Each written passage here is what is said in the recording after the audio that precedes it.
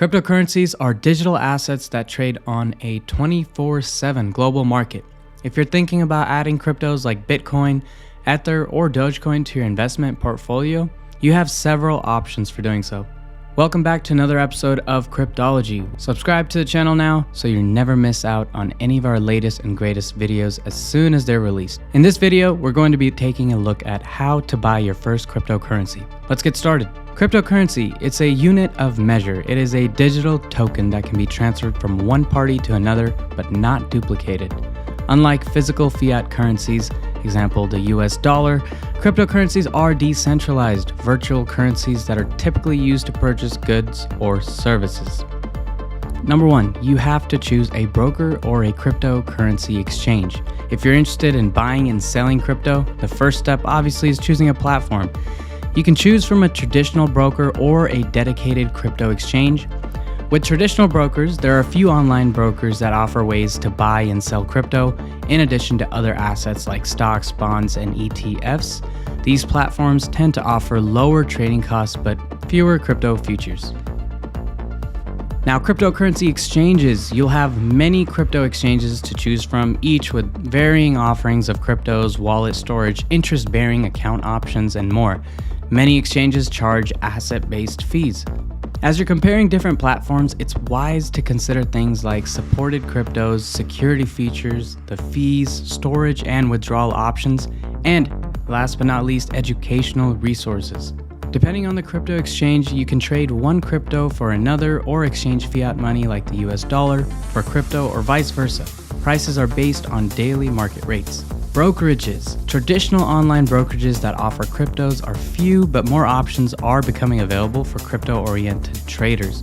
Online brokers usually don't offer as many cryptos as crypto exchanges, nor do they provide interest-earning account perks like staking. So if you're looking for a wider range of assets and account options, crypto exchanges might be a more beneficial option to consider. So why should you choose a broker? Well, you should choose a broker if you're looking to trade a variety of asset types under the same roof. TradeStation, for example, offers cryptos in addition to its selection of stocks, ETFs, options, bonds, and mutual funds. After you've chosen a crypto exchange or an online broker, you'll need to fund your account to begin trading.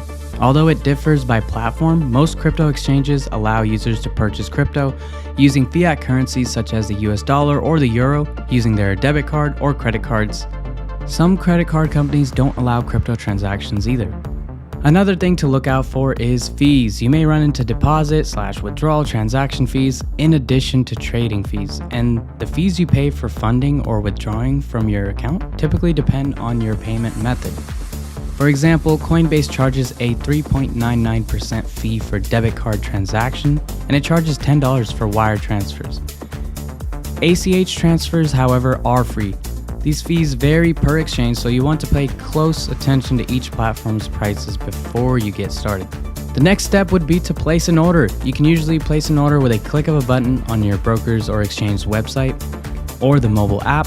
If you're planning to buy cryptos, you can do so, by selecting buy, choosing the order type, entering the amount of crypto you'd like to purchase, and just going ahead and confirming the order. The same process applies to sell orders. But when it comes to transactions, the type of order you select affects the price at which your order is executed. There are generally three types of orders: market orders, limit orders, and stop orders. In general, you'll basically have all the order options available if you are buying any other asset. Once you've placed an order, you'd want to select a storage method for your assets. After purchasing your crypto, you need to store it in a safe place to protect it from hacks or theft. This is where crypto wallets come in. Some exchanges offer built-in wallet services, making it easier for you to store directly through the platform, but all exchanges or brokers don't automatically provide wallet services for you. So here's a quick tip: if your exchange doesn't offer a wallet, you may need to set one up with a personal wallet service. There are several different types of providers. They may charge fees depending on whether it's a hot or a cold wallet. For example, cold wallets always generally charge fees, while hot wallets generally don't. There are a few wallet providers to choose from, where you'll have the choice between two custody options like we mentioned, so hot wallet storage. The phrase hot wallet describes a form of crypto storage that utilizes online software to protect the private keys to your asset. Now, a cold wallet storage relies on offline electronic devices to secure your private keys. And with that, we've reached the end of this video all about how to buy your first cryptocurrency. Are any of you going to be buying your first ever crypto? Which assets are you looking to buy? Get involved. Let us know in the comments down below.